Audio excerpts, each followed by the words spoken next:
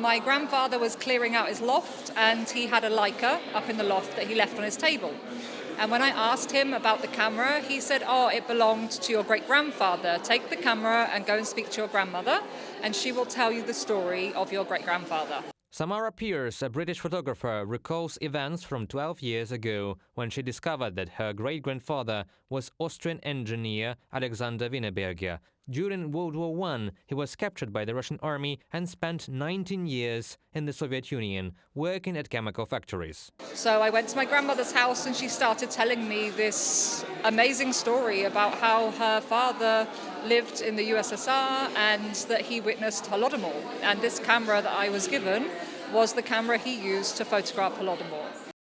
The exact way the German-made camera from 1932 came into Wienerberger's possession remains unclear. At that time, he worked as a technical director at a synthetic factory in Kharkiv. In 1933, he became a witness of the Holodomor. With his Leica, Oleksandr captured unique images, pictures of bodies lying in the streets, starving orphans, and long lines for milk, and managed to smuggle the album out of the Soviet Union. He was shocked at the way that people were treated here. He did not understand why Ukrainians were being treated so negatively by the government, and his main aim was about humanitarianism and for the world to understand what was happening and to try and stop it. He managed to get the photographs out of the country through diplomatic means.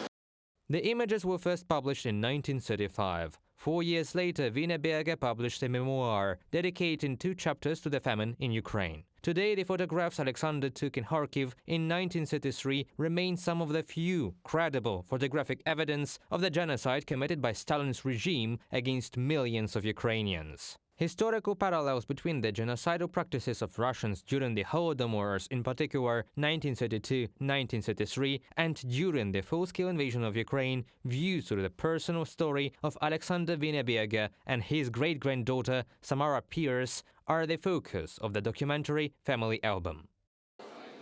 Holodomor is not spoken about very often at all. I think people know more about Holodomor now because in 2022 our government classed Holodomor as a genocide. And I think this helps with people understanding that the propaganda about Ukraine is false because Russia have had this narrative against Ukrainians for a very long time. Our film had its world premiere at the Warsaw International Film Festival. It's a very prestigious festival, and it's a great honor for our team. We also showed it in Prague. In the days of remembrance for the victims of the Holodomor, our film will be shown in more than 10 countries worldwide. These are not only European countries, but also rather exotic ones for us, such as Malaysia, Jordan, Indonesia and Ghana.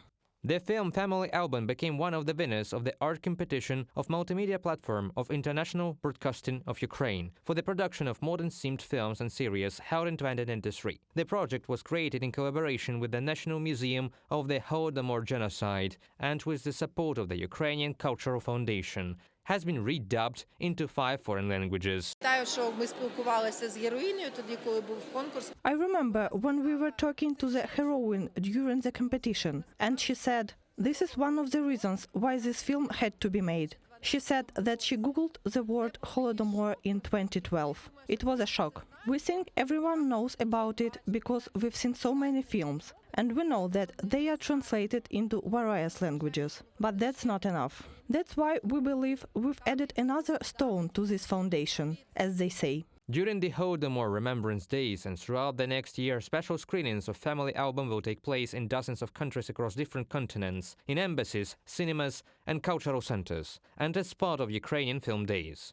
In early 2025, the film will appear on the digital platforms of Ukrainian International Broadcasting. Reported by Valeria Nikipelova, Viktor Holovko from Kyiv, UATV News.